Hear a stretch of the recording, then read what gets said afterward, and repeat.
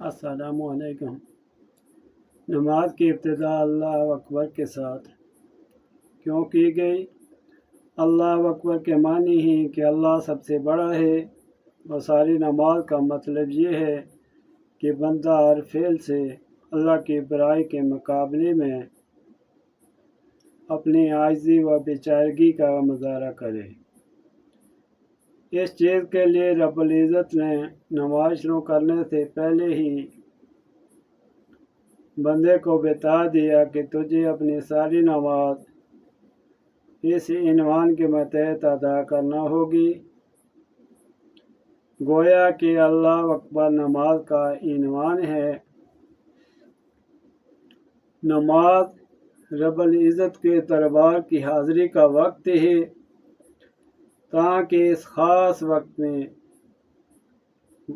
اپنی اپلیکیشن پیش کر سکے اور دنیاوی بادشاہوں کے دربار میں پہنچ کر جب ان سے کوئی عرض کرنی ہوتی ہے تو بادشاہ کو اس کے سب سے بڑے القاب کے ساتھ پکارا کرتے ہیں اور کچھ تعریف کے بعد اپنی اپلیکیشن پیش کرتے ہیں۔ اس لیے اللہ کے دربار کی خاص حاضری کے لیے اس کے سب سے بڑے القاب کو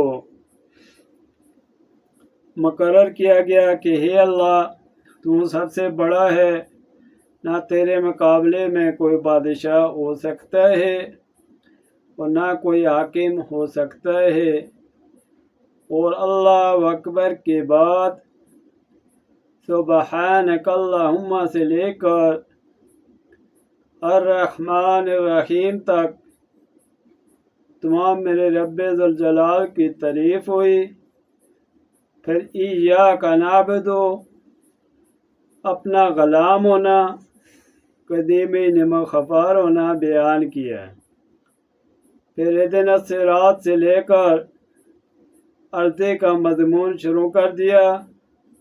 حدیث میں آتا ہے کہ جب کوئی بندہ نماز کے لیے کھڑا ہوتا ہے تو وہ یقیناً اللہ کی پیش حضوری میں ہوتا ہے۔ اگر یہ شخص نماز میں اللہ کے سوائے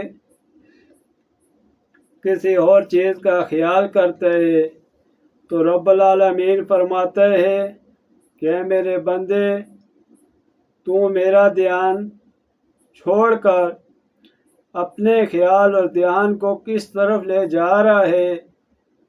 کیا تجھ کو مجھ سے بہتر کوئی چیز معلوم ہوتی ہے کہ مجھے چھوڑ کر اس طرف متوجہ ہو گیا؟ اے میرے بندے،